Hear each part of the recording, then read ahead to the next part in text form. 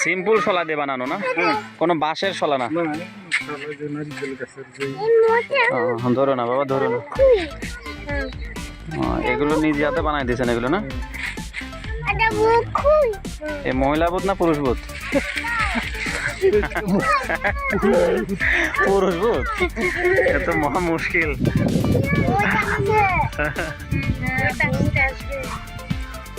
বন্ধুরা, এ বলে পুরুষ ভূত। ভালোই দেখা যায়, আকাশে উঠলে রাতের বেলা তো আলো দিলে মানুষ ভয় পাবে যে এটা আবার কি। বন্ধুরা দেখুন, এটি একটি ভূত ঘুড়ি, আমি কখনো দেখিনি। আসলে খুব সুন্দর উড়ছে, অনেক দূর চলে যায়।